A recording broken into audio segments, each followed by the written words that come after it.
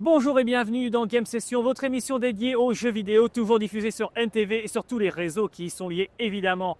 Au programme d'aujourd'hui, vous avez vu, je ne suis pas seul, j'ai mon petit copain qui est avec moi. On va aller buller, on va aller voir ce qui se passe au fond de la mer. Et tout ça, ça se passe pour une fois, et c'est bien la première fois que ça arrive, sur un téléphone portable. Alors, vous connaissez le principe maintenant, on va s'installer. Bon, toi tu vas descendre, parce que je vais rien voir sinon. Et puis, allez, on y va.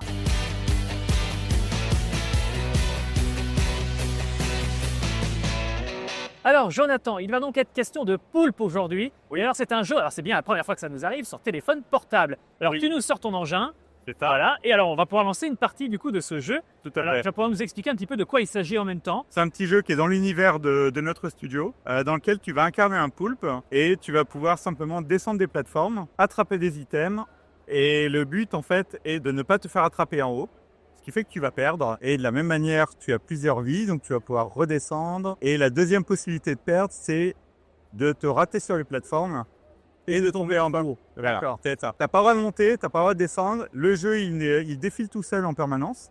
Et du coup, tu dois faire attention à essayer d'attraper des items et surtout pas te faire avoir. Quand tu arrives en bas, tu as une petite plateforme, tu as un crabe que tu peux essayer de smasher. Quand le temps est fini, tu peux choisir un bonus. Par exemple, une vie, des perles. Il y a un temps aléatoire qui va te donner en fait qui va te donner un des bonus que tu as choisi. Là, j'ai mes points qui sont doublés. Et c'est parti pour le niveau 2. Là, j'ai une nouvelle ambiance. Oui, c'est plus sombre en effet. C'est ça, je vais avoir plus de plateformes, j'ai quelques nouveaux items. Et là, tous les items me donnent le double de points. Ça y est, le bonus est fini. En fait, je suis arrivé au milieu du niveau. Tu vois, là, sur le côté, j'ai une barre qui m'indique un peu le niveau. On est rendu. Ça. Donc, j'arrive au crabe. Le crabe, si je fais rien, il va me pousser. Donc, il faut quand même que je le contre. Ah, mince, t'auras pas vu le crabe, mais je vais prendre ça. Hop, pour la fin. Donc, il y a un bonus qui m'est donné aléatoirement. Le scroll ralenti. C'est pas mal, le jeu va aller moins vite, c'est très bien. Donc du coup là, le jeu va moins vite, ça me permet de te montrer le bonus, il est là.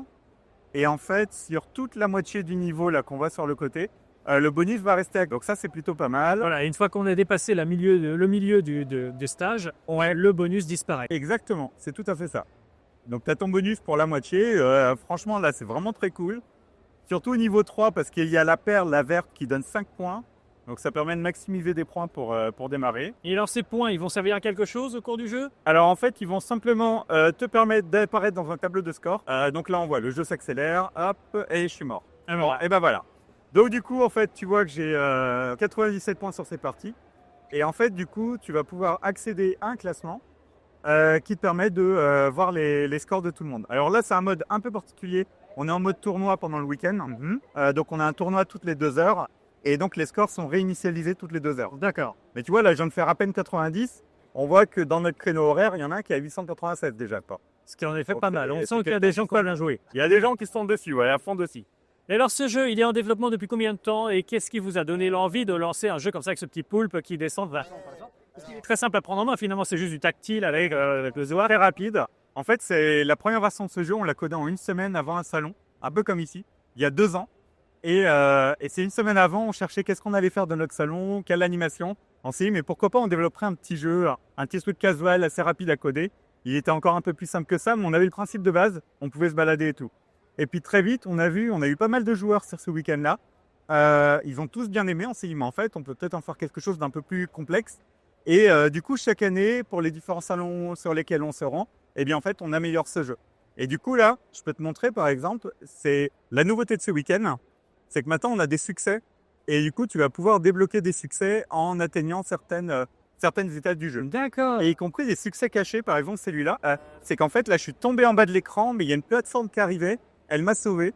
Et du coup, j'ai débloqué le sauvetage miraculeux. Et donc, ces succès, c'est vraiment la petite nouveauté d'aujourd'hui. Et avec d'autres nouveautés sur lesquelles on travaille actuellement. En vrai, à la base, c'est un side project, mais qui devient un vrai projet d'équipe. On a des personnes dans l'équipe qui travaillent des fois pendant quelques semaines sur l'année.